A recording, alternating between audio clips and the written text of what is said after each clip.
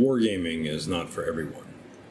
In saner times, the simple statement would be deemed unobjectionable. Indeed, so obvious it is almost not worth saying. Alas, it is our lot to live in a time where many things that were taken for granted by every human being who ever existed are now professed to be baffling mysteries and a source of endless confusion. And so a significant number of people will, as a matter of reflex, stridently object to what amounts to observing that people have different tastes and interests. When put to them so plainly, many of the objectors will say that what they really mean is that wargaming could be for everyone, if they wanted it, or that wargaming should welcome anyone. But these just lead to the same conclusion. Wargaming cannot be for everyone because it requires a particular mix of interest, intelligence, creativity, time, patience, and money. Thus, wargaming need not be welcoming to everyone. Wargaming is not for everyone. Wargaming is not for most people. It is not even for the majority of the minority of people. Miniature wargaming, where one builds and paints armies of tiny toy soldiers and crafts scaled terrain for them to battle over, is even more niche than wargaming in general. It is by its very nature obscure, daunting, and even off-putting to the average person, and it will always be that way. We all know that this is true, so why do some continue to say otherwise? At the beginning, I said people will profess to be baffled and confused by things that everyone had accepted until about 5 minutes ago. I chose that word deliberately because they do not, in their heart, believe what they say. Replace the supposed universality of wargaming with anything else that is strenuously professed to be that which everyone knows it is not. Pregnant men, just a clump of cells, gender-affirming care, safe and effective. It is not my purpose to get political. This video really is about wargaming. But the motivation for euphemizing the mutilation of depressive 13-year-old girls as top surgery is the same motivation behind the declarations that wargaming, or any other hobby, is for everyone. Obviously, one is much more harmful than the other, but both are performative acts motivated by fear. That the performance requires one to go against their actual beliefs, indeed against the obvious reality, is viewed rather as a benefit than a drawback by the mountebanks and malefactors who demand we make these performances.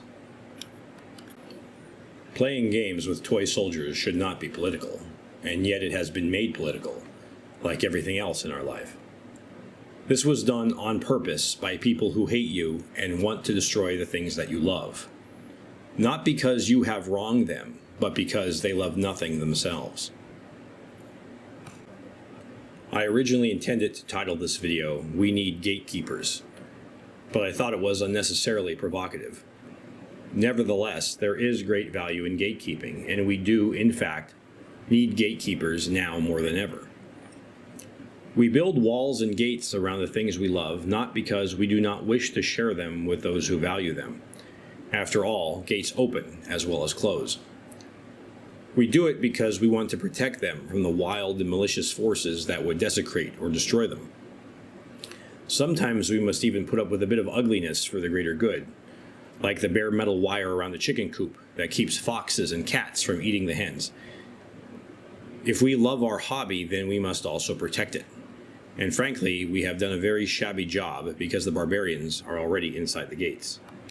The invaders who barge into our game stores, our convention halls, and our internet forums demanding that we change wargaming to be more to their liking do not love the hobby. For who can say that they love a thing that they want to alter? Though they may play on your guilt by using shibboleths like inclusivity or appeal to your greed by talking about, quote, reaching a wider audience, end quote, do not be fooled. The changes they demand, though their recipes are many and varied, all have a common conclusion: the erasure of the thing that we love, and the erection of something foreign to our affections in its place. The most charitable interpretation of this plan is that such people are infatuated with a false idea and too caught up in their egos and an inappropriate sense of entitlement. But the more likely possibility, in my opinion, is that they are malicious and stupid vandals out to destroy something beautiful, to satisfy their vanity or their self-destructive nihilism. In the former case, the person may, with guidance and patience, mature to a real appreciation of the hobby, or at least decide that though it is not for him, it is not his to break either. In the latter case, the only appropriate course of action is to treat him like a civilized society treats every other kind of vandal. Or you can surrender. But though it may buy you a day or a season, you also know in your heart where it will lead. Go to any hobby store or game convention and you will leave with no doubt as to who the stereotypical wargamer is. They are overwhelmingly men, usually white, mainly middle-aged or older, and with beards and beer bellies. They are middle class because the hobby can be expensive. A significant number have been in the military. They read books, especially histories, that the public at large would find depressingly tedious. They make jokes about obsolete firearms and argue passionately about the comparative merits of Scipio Africanus and Julius Caesar, of Wellington and Napoleon, or even, God forbid, of Perturabo and Dorn.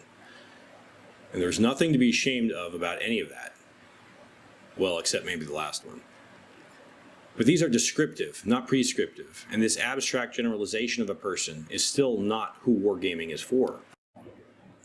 Wargaming is for wargamers, be they men or women, black, white, or Asian, God-fearing or infidel, historical obsessives or weeaboo fanboys. They can be childless weirdos who blow their paychecks on all the latest toys, or ramen-munching teenagers who make their minis out of paper.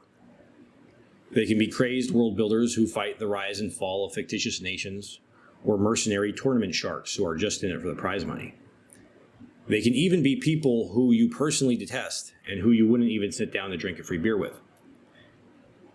But by God, they must love the hobby for what it is, and to hell with anyone who says differently. That being said, there is much that wargamers can do to act as stewards of the hobby they love, and to welcome sincere newcomers and pass on their traditions to the next generation. I hope to discuss these in future videos, so please subscribe and tune in next time.